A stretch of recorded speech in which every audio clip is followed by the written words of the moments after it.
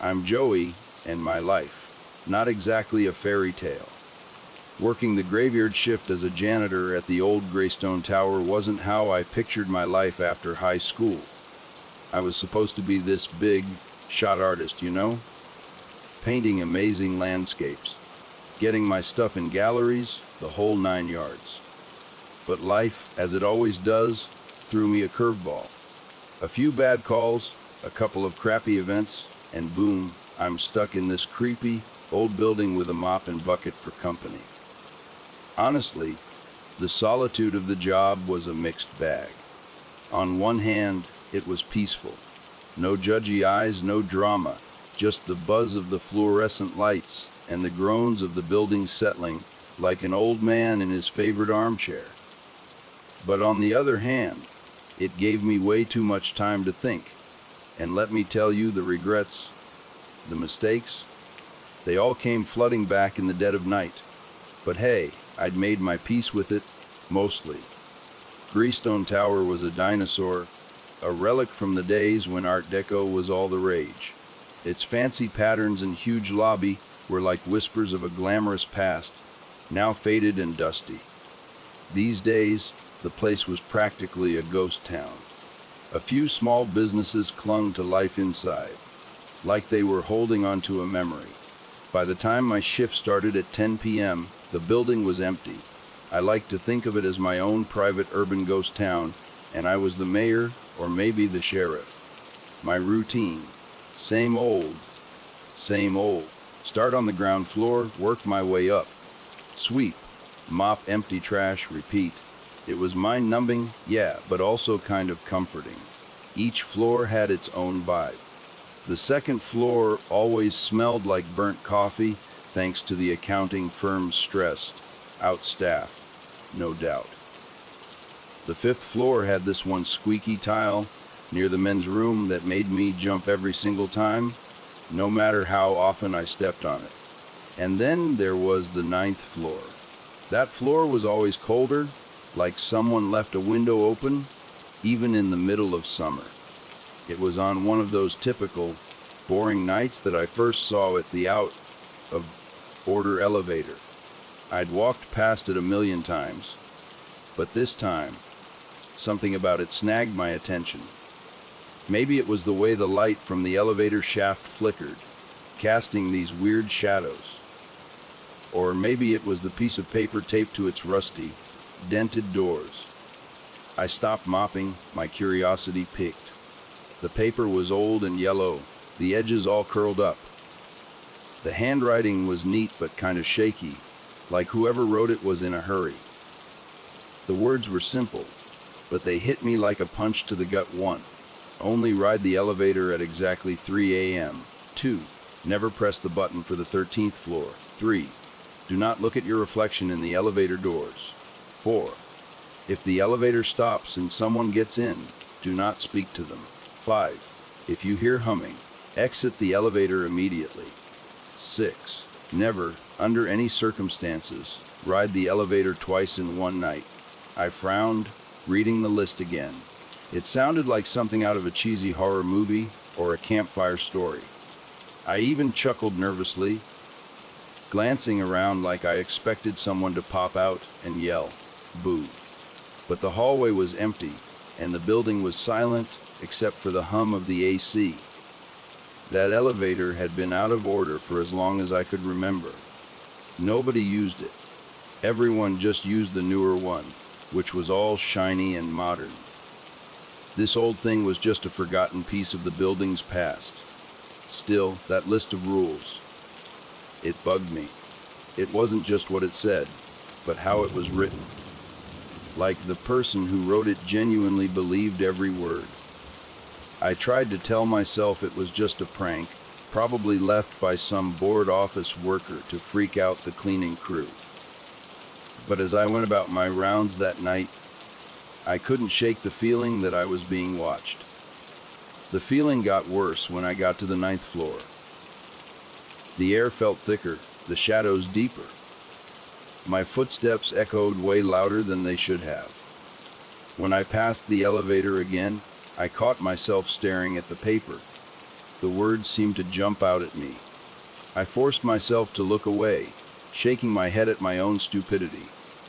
"It's just a dumb joke," I mumbled, but my voice sounded way too loud in the empty hallway. As I turned the corner, I could have sworn I heard a faint humming sound behind me. I froze, my heart hammering in my chest. Slowly, I turned around, scanning the hallway. The elevator doors were closed, the paper still there. The humming was gone. Probably just the old pipes, I told myself, or maybe the wind. But deep down, I wasn't so sure. The rest of the night was uneventful, but that whole thing stuck with me.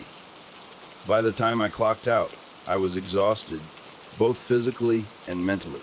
I left the building without looking back, glad to escape the creepy atmosphere. But the next night, I found myself drawn to the elevator again, like I was being pulled by some invisible force. Before I knew it, I was standing in front of the doors, staring at those rules. The paper looked even older, more frayed. I reached out to touch it, half expecting it to crumble, but it didn't. Who writes this stuff? I wondered aloud, my voice echoing in the silence. The elevator's panel flickered, casting an eerie glow on the floor. I took a step back, suddenly feeling like I was trespassing, like I was somewhere I shouldn't be. The air felt charged, like the building was holding its breath. I shook my head, forcing myself to walk away, but as I continued my rounds, I couldn't shake the feeling that those rules weren't just some random prank. They felt deliberate, purposeful. And the more I thought about them, the more I wondered, what would happen if someone broke them?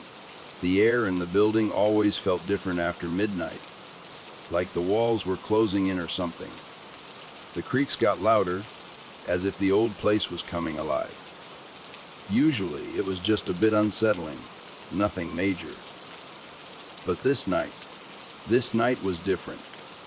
By the time the clock hit 2:30 a.m., I could feel this tension, like something was about to snap. A weight pressing down, you know. I was on the 12th floor, emptying trash bins in the break room, when all hell broke loose. The fire alarm went off, blaring like a banshee, echoing through the empty halls. The sound was deafening, sharp, and urgent, like a siren's wail. I dropped the bag of trash, my heart leaping into my throat. I fumbled for my walkie-talkie, my hands shaking. The building's night supervisor was supposed to be on the other end, but all I got was static. Panic started bubbling up inside me. It was just me tonight. No backup, no one else. Great, I muttered, grabbing the flashlight from my cart. The fire alarm panel was on the ground floor, but I needed to figure out what triggered it first. The sprinklers hadn't gone off, which meant it was probably a false alarm. Still, protocol was protocol. The source of the alarm was listed on the 15th floor. My stomach sank. The thought of trudging up 15 flights of stairs made my knees ache. I glanced at the elevator bank. The out-of-order elevator seemed to mock me, its doors firmly shut, while the newer elevator's panel blinked red. Out of service, thanks to the alarm system. My eyes lingered on the old elevator. The list of rules flashed in my mind, unbidden and unwelcome. I shook my head. No way. There was no way I was getting on that thing. But as I turned toward the stairwell, a loud, metallic groan stopped me dead in my tracks. The out-of-order elevator's doors slid open. I stared, my flashlight beam wavering as my hands started to tremble. The car inside was lit, dimly but steadily, its panel glowing faintly. It looked clean, almost new, a stark contrast to its battered exterior. My rational mind screamed at me to ignore it, to take the stairs, no matter how long it took. But another part of me, the part that was bone, tired and frankly, a little freaked out, hesitated. It's just an elevator, I told myself, but my voice shook. And those rules, they're just a joke. I stepped inside. The air inside was instantly colder, a noticeable drop that made me shiver. The panel was simple numbered buttons for each floor, an emergency stop button. My finger hovered over 15 for a moment, then I pressed it. Nothing happened. Before I could press it again, the button for the 13th floor lit up. I froze, my heart pounding. The list of rules burned in my memory. Rule number 2 screaming the loudest: never press the button for the 13th floor. But I hadn't pressed it. I was sure of it.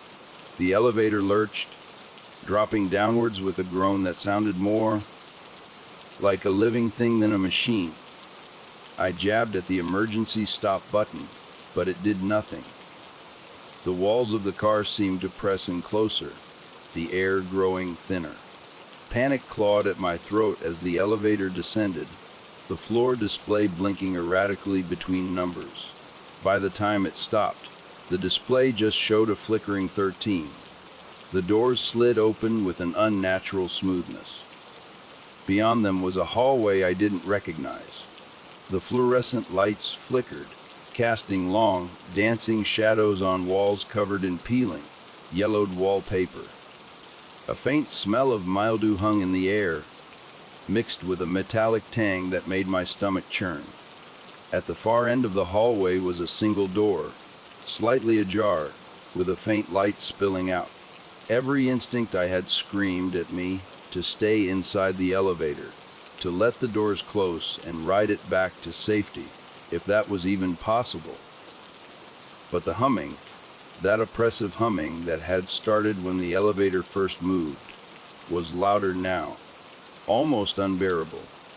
It felt like it was vibrating through my very bones. I stepped out, if only to escape the noise. The floor beneath me creaked, like it hadn't been walked on in decades. I turned back toward the elevator, but the doors slammed shut before I could reach them. My reflection in the shiny metal doors was twisted, unnatural, my face contorted into a grotesque grimace. I stumbled back, my breath coming in short gasps. "Stay calm," I whispered to myself, though my voice barely registered over the hum. "Just find the stairs and get out." I turned toward the hallway, the door at the end seeming to beckon me forward. With no other options, I started walking, each step echoing louder than the last. As I got closer to the door, I realized the light spilling from it wasn't steady. It flickered, like a dying bulb struggling to stay lit. The metallic tang in the air grew stronger, making my eyes water and my throat burn. When I reached the door, I hesitated. Everything about this felt wrong. My hand hovered over the doorknob, trembling. A sudden, sharp sound behind me made me spin around. The hallway was empty, but the humming had stopped. The silence was deafening. I turned back to the door and pushed it open. What lay beyond defied logic. The room was impossibly large, its ceiling disappearing into darkness. The walls were lined with old, rusted filing cabinets, each drawer labeled with names I didn't recognize. In the center of the room stood a single desk, its surface cluttered with papers, a rotary phone, and a small, flickering lamp. The lamp cast long shadows that seemed to move on their own, dancing across the walls in unnatural patterns. As I stepped inside, the door slammed shut behind me. I whirled around, but there was no handle, no way to open it from this side. My heart raced as I turned back to the desk, drawn to the papers scattered across it. Most of them were illegible, the ink smudged or faded, but one stood out. It was another list of rules, written in the same neat but hurried handwriting. 1. You are not alone. 2. Do not answer the phone. 3. Do not open the drawers. 4. If the lamp goes out, hide. The phone began to ring. The ringing of that old rotary phone shattered the silence, each shrill ring slicing through the air like a knife. I froze, the list of rules clutched in my trembling hand. Do not answer the phone. It was right there, as plain as day, just like the first list, burned into my brain. My instincts screamed at me to obey, to just let it ring until it stopped. But the sound, it was unbearable, a grating noise that seemed to vibrate right through my skull. I took a step back from the desk, my eyes darting to the other stuff scattered across it. The lamp's flickering light cast those grotesque, dancing shadows on the walls. Its steady, rhythmic pulses seemed to sync up with the ringing, like they were part of some messed-up symphony. Then, just like that, the phone stopped ringing. I let out a breath I hadn't realized I was holding. The silence that followed was heavy, almost solid, pressing down on me like a physical weight. I turned away from the desk, desperate to find another way out of this nightmare. The filing cabinets lining the walls seemed endless, their rusted drawers sealed shut, like they hadn't been opened in decades. But before I could take another step, the phone started ringing again. Louder this time, more insistent. I clamped my hands over my ears, but it did little to muffle the sound. It wasn't just a noise anymore, it was a force, an intrusive presence that clawed at my mind. I stumbled back toward the desk, my resolve weakening with every ring. My hand hovered over the receiver, shaking. "Don't," I whispered to myself, my voice barely audible over the ringing. "Don't break the rules." But as the next ring hit, something inside me snapped. The sound was just too much, a relentless assault that left me no choice. My hand shot out, grabbing the receiver. The moment I lifted it, the ringing stopped. The silence that followed was almost worse. I held the receiver to my ear, my breath coming in shallow gasps. At first, there was nothing but static, a faint crackling that set my teeth on edge. Then, a voice emerged from the void, low and distorted, like it was speaking from the bottom of a deep well. "You shouldn't be here," it said, each word dripping with malice. My grip on the receiver tightened. "Who are you?" I demanded, my voice trembling. "What is this place?" The static grew louder, almost drowning out the voice. "Leave now," it hissed. "Before it's too late." Before I could respond, the line went dead. The phone emitted a low, continuous tone that sent shivers down my spine. I placed the receiver back on the cradle, my hands shaking as I stepped away from the desk. Then I noticed something I hadn't before. The lamp's flickering had grown erratic. The light was weaker now, each pulse shorter than the last. The memory of the list's final rule surged to the forefront of my mind. If the lamp goes out, hide. A sudden gust of cold air swept through the room, extinguishing the lamp. Darkness swallowed me whole. I dropped to the floor, instinctively crawling toward the nearest filing cabinet. My hands fumbled over the cold, rusted metal, searching for a hiding spot. The oppressive darkness was absolute. My flashlight was useless against it. My breathing was loud in my ears, each inhale and exhale a desperate attempt to stay calm.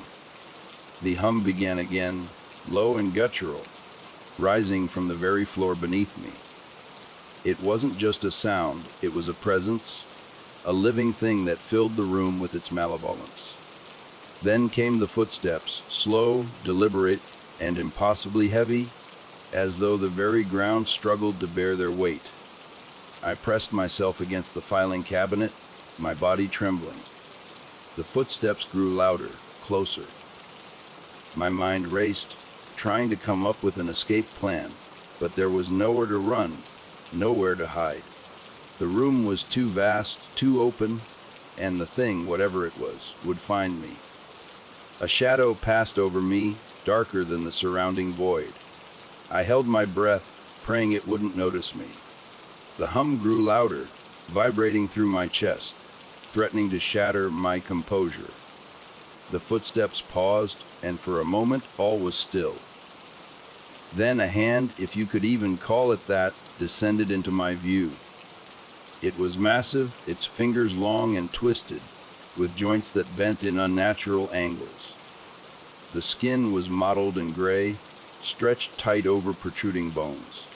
It hovered mere inches from my face, as though it could sense my presence but couldn't quite pinpoint it. I squeezed my eyes shut, biting down on my lip to keep from screaming. The hand lingered for what felt like an eternity before it withdrew. The footsteps resumed, moving away from me and toward the desk. I risked opening my eyes just enough to see the shadowy form retreating. It loomed over the desk, its monstrous frame bending unnaturally as it examined the objects I had left behind. The phone began to ring again. The creature's head snapped toward it, its body stiffening for a moment. I thought it might answer the call. Instead, it reached out and smashed the phone with a single blow, the sound of shattering plastic echoing through the room. The hum ceased, and the creature turned its attention back to the darkness, as though searching for something or someone. I didn't wait to find out if it would return. Crawling as quietly as I could, I made my way toward the wall, feeling along its surface for any kind of exit. My fingers brushed against something cold and metallic, a doorknob. I twisted it, praying it wasn't locked. The door creaked open, revealing a narrow staircase spiraling upward. I slipped through, shutting the door behind me, just as the creature turned back toward where I had been hiding. The last thing I saw was its glowing, lidless eyes staring directly at me. The staircase was narrow and steep, each step groaning under my weight. The walls were lined with the same peeling wallpaper, the smell of mildew even stronger here. My flashlight flickered, its beam barely cutting through the gloom. I climbed as quickly as I could, my legs burning with the effort. After what felt like an eternity, I reached a landing. A single door stood before me, unmarked and unassuming. I hesitated, my hand on the knob. There was no telling what lay beyond it, but I couldn't stay here, not with that thing waiting below. I pushed the door open and stepped through, bracing myself for whatever horrors awaited. But instead of another nightmarish room, I found myself standing in the lobby of the Greystone Tower. The fluorescent lights buzzed softly, and the air was warm and familiar. It was as if nothing had happened. The elevator doors chimed, drawing my attention.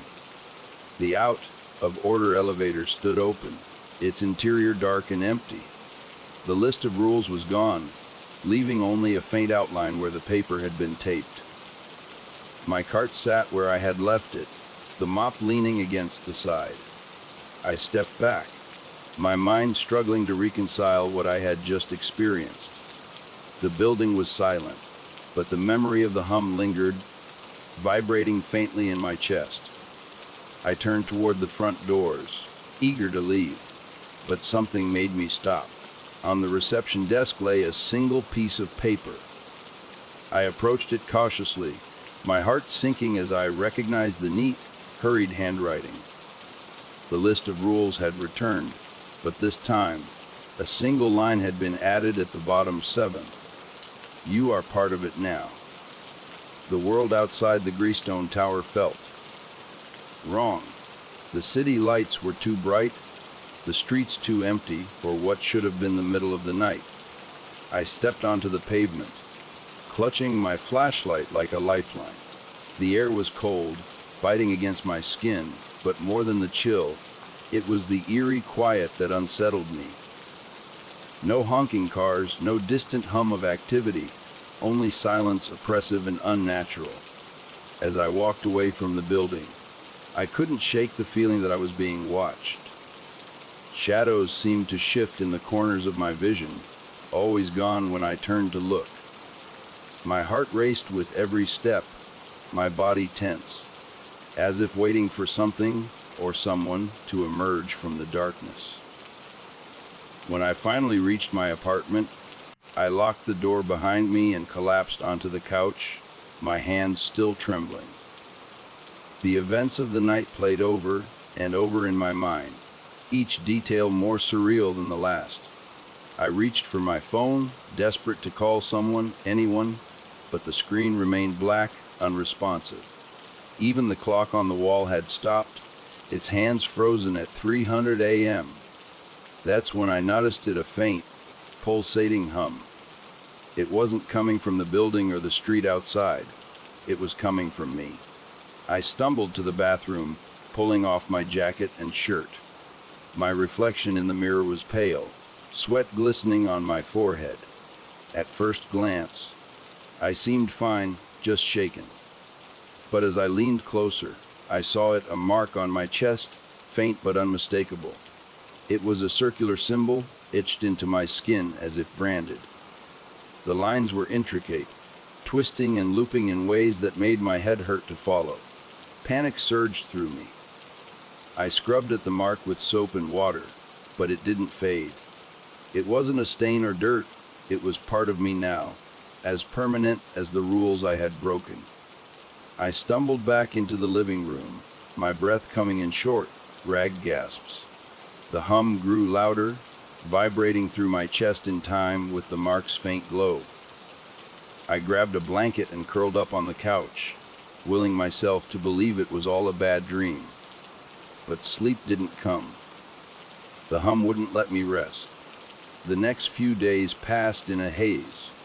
I couldn't bring myself to go back to the Greystone Tower. Just the thought of stepping inside that building made my stomach churn. But no matter how far I stayed away, the mark's presence remained, a constant reminder of what had happened. It pulsed faintly in the dark, the hum growing louder whenever I tried to ignore it. And then the dreams began. Every night, I found myself back in the elevator, the buttons glowing faintly, the walls pressing closer with each descent. The list of rules floated before me, the letters shifting and rearranging until they formed new warnings, ones I couldn't remember when I woke up. But one thing was always clear, I was being drawn back. Something or someone was calling me. It was a week after that first night when the phone rang. Not my cell phone, which still refused to turn on, but the rotary phone in my apartment. I didn't even remember owning one, but there it was, sitting on the side table, its black receiver vibrating with each chime. My heart sank as I approached it. Memories of the phone in the Greystone Tower flooded back, and with them, the warnings, do not answer the phone. But this wasn't the tower, this was my home. Surely the rules didn't apply here, right? The ringing continued, each chime more insistent than the last. I hesitated, my hand hovering over the receiver. Finally, unable to bear the sound any longer, I picked it up. Hello. The voice on the other end was faint, distorted by static. You need to come back, it said. It's not over. Who is this? I demanded, my voice trembling. The static grew louder, drowning out the voice, but before the line went dead, I heard one last word, clear and unmistakable, run. I dropped the receiver, my blood turning to ice. The hum in my chest grew louder, more insistent. The mark on my skin burned, the lines shifting and twisting as though alive. I clutched at it, trying to make it stop, but the pain only intensified. Then the lights in my apartment flickered and went out. The darkness was immediate and absolute, swallowing everything. My flashlight sat on the coffee table, its faint glow barely piercing the gloom. I reached for it, but before I could grab it, the hum erupted into a deafening roar. The walls of my apartment shook, the air thick with a sense of impending doom. And then I saw them. Shadows, darker than the surrounding blackness, moving toward me. Their forms were indistinct, shifting and writhing like smoke, but their intent was clear, they were coming for me. I grabbed the flashlight and ran, barreling through the door and into the hallway. The emergency lights had come on, casting the corridor in a dim, reddish glow. My footsteps echoed as I sprinted toward the exit, the shadows close behind. Their hum was everywhere, reverberating through the building, growing louder with each passing second. When I reached the stairwell, I didn't hesitate. I threw myself down the steps, taking them two at a time, my lungs burning, my legs screaming in protest. But I didn't stop. I couldn't stop. By the time I reached the lobby, the shadows were right behind me. The front doors were just ahead, their glass panes reflecting the distorted forms chasing me. I slammed into them, pushing with all my strength, but they didn't budge. The hum reached a crescendo, the air vibrating with its intensity. I turned to face the shadows, my back pressed against the doors. They loomed before me, their forms coalescing into something almost human, almost. "What do you want?" I screamed, my voice cracking.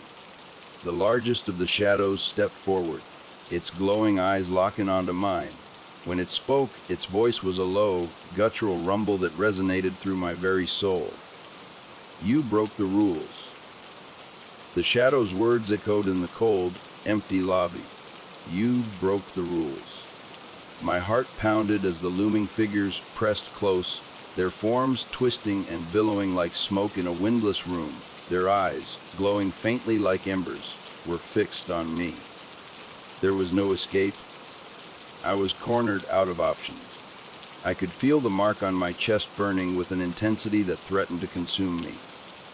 "I didn't mean to," I stammered, backing further into the glass doors. "It was an emergency. I didn't have a choice." The largest shadow paused, tilting its head as if considering my words. The others seemed to halt in unison, their movements eerily synchronized. For a moment, the lobby was deathly quiet, save for the persistent hum reverberating in my chest. "Intent does not absolve." The shadow finally replied, its voice a deep, resonant growl. "The rules exist for a reason." I swallowed hard, my hands trembling. "Then tell me," I pleaded. "Why are they there? What is this mark? What do you want from me?" The shadows exchanged glances, or at least, that's what it seemed like. Their faceless forms shifted slightly, and the largest one stepped closer. I braced myself, expecting it to strike, but instead, it extended a limb, a swirling tendril of darkness, and pointed toward the elevator at the far end of the lobby. "The answers you seek lie within," it said, "but the price must be paid." I didn't want to go back. Every fiber of my being screamed to run, to fight, to do anything but step into that cursed elevator again. But the shadows left me no choice. As I hesitated, the largest one moved closer, its form towering over me. "Go," it commanded, the word reverberating through the air. "Face what you have unleashed, or let the mark consume you." The burning in my chest flared, the pain doubling me over. I cried out, clutching at the mark, its glow now lighting up the dim lobby. The shadows remained still, watching, waiting. I knew they wouldn't let me leave until I did as they asked.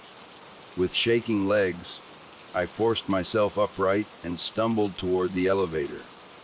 The doors slid open as I approached, revealing the familiar, dimly lit interior. The buttons gleamed faintly, their surfaces unmarred except for the conspicuous absence of a button labeled 13. My reflection stared back at me in the polished walls, pale and terrified. "You must descend," the shadow said, its voice now softer but no less menacing. "And you must survive." The doors closed behind me with a finality that sent a chill down my spine. The hum in my chest synchronized with the elevator's faint vibrations as it began its descent. This time, there was no control panel to press, no way to stop or change course. The elevator moved on its own, the floors ticking by faster than they should. The air grew colder with each passing moment, my breath fogging up in front of me. The faint hum became a low, rhythmic thrum echoing off the walls. I glanced around, my pulse quickening. The walls seemed closer than before, the space shrinking with each passing second. Then the elevator jolted to a stop. The sudden silence was deafening. I waited, holding my breath, but nothing happened. The doors didn't open. The elevator didn't move. I was trapped in the oppressive stillness. "Is this the price?" I whispered, my voice barely audible. The mark on my chest flared again, the pain sharper this time. I fell to my knees, gasping, as the glow intensified. I saw faint shapes forming on the walls, shadowy figures like the ones in the lobby, their faces, or what passed for faces, pressed against the metal, watching me. Whispered voices filled the elevator, overlapping in a chaotic chorus. "Pay the price," they murmured. "Pay the price and be free." The doors finally slid open with a soft chime, revealing a corridor that stretched endlessly in both directions. The walls were lined with old, flickering lights, their dim glow casting long, shifting shadows. The air was heavy. Each breath was a struggle. I stepped out cautiously, the elevator doors closing behind me with a hollow thud. The moment they shut, the hum in my chest subsided, replaced by a deep, resonant beat that seemed to come from the corridor itself. It pulsed in time with my heartbeat, guiding me forward. As I walked, the whispers grew louder. They seemed to emanate from the walls, the floor, the very air around me. They spoke of the rules, of those who had broken them before, their fates not kind. What price?" I shouted into the void. "What do you want from me?" The whispers fell silent for a moment. There was nothing but the faint buzz of the lights and the steady beat of my pulse. Then a voice, deep, commanding, and unmistakable, spoke from the darkness ahead.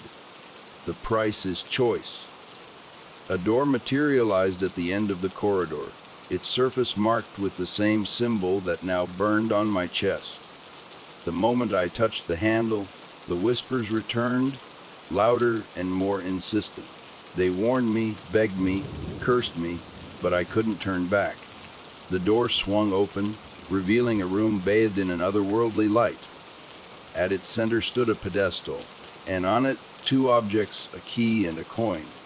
Above them, words carved into the stone wall read, "Choose and be bound. Choose and be free."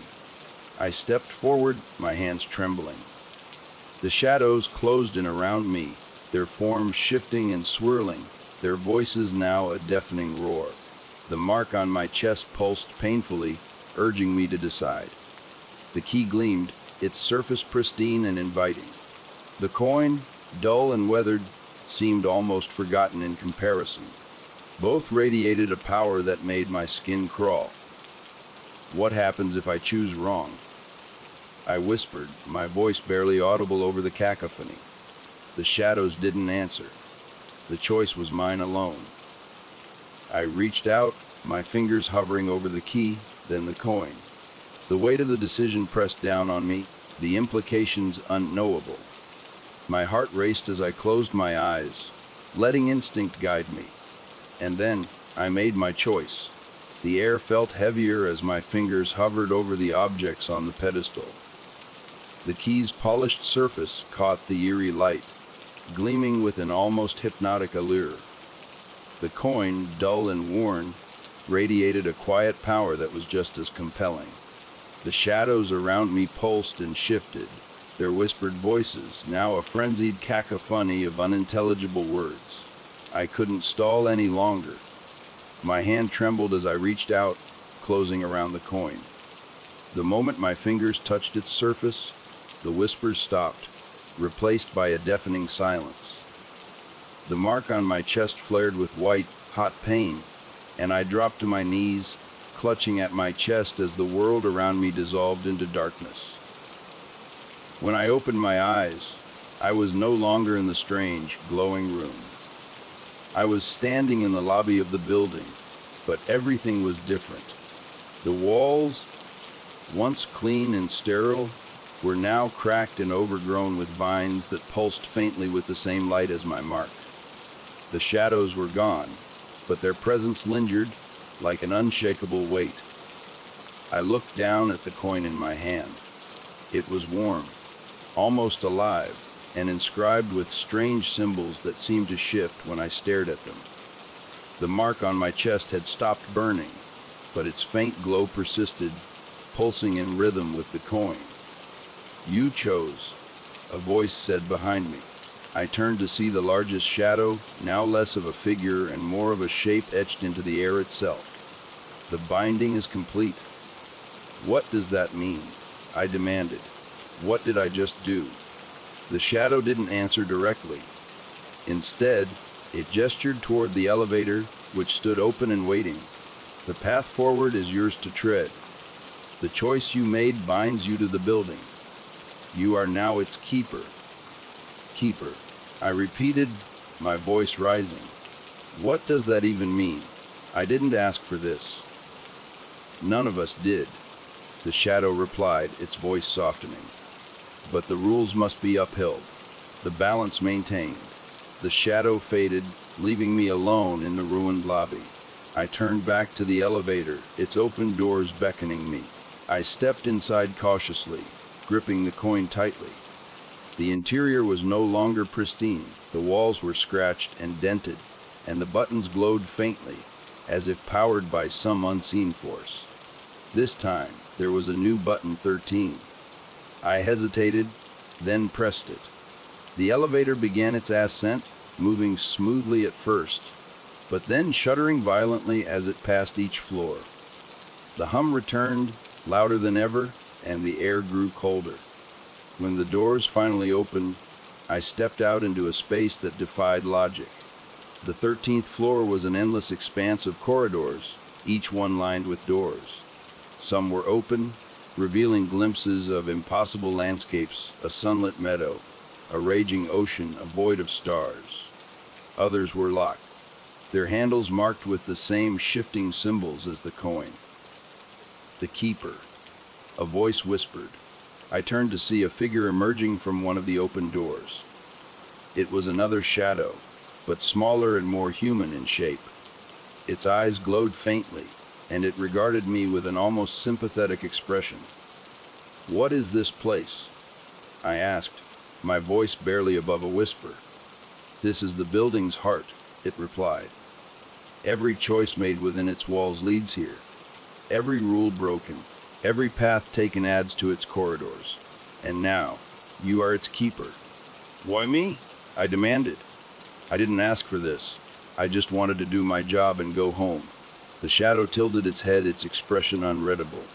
"The building chooses. It always has." Days, or perhaps weeks, passed as I explored the 13th floor. Time had little meaning in the building's heart. I discovered rooms filled with memories that weren't mine, corridors that looped back on themselves, and doors that led to places I could barely comprehend. The coin remained warm in my hand, its glow a constant reminder of the choice I had made. Gradually, I began to understand my role. The building was alive, a sentient entity bound by its own rules. It needed a keeper to maintain its balance, to ensure the rules were followed and the corridors didn't spiral into chaos. The mark on my chest linked me to the building, allowing me to navigate its labyrinthine floors and interact with its impossible spaces. But it was a lonely existence. The shadows offered little companionship, and the glimpses of other lives through the open doors only reminded me of what I had lost. I wondered if I would ever escape, or if I was doomed to wander the building's endless halls forever. One day, as I stood before a door marked with a symbol I didn't recognize, the coin in my hand grew cold. The mark on my chest flared briefly, and the door swung open. Beyond it was a room bathed in golden light. Its walls were lined with shelves of books and artifacts. At the center of the room was a pedestal, identical to the one I had seen before. On it rested a single object, a key. "The way out," a voice said behind me. I turned to see the shadowy figure watching me. You have served the building well. It offers you a choice. Remain as its keeper, or leave and return to the life you left behind. I stared at the key, my heart pounding. After everything I had endured, the thought of leaving was almost too much to bear. But the idea of staying, of spending the rest of my existence bound to the building, was equally daunting. What happens if I leave? I asked. The building will find another, the shadow replied. It always does. I hesitated, my hand hovering over the key. The weight of my choice pressed down on me, heavier than anything I had felt before. And then, with a deep breath, I made my decision.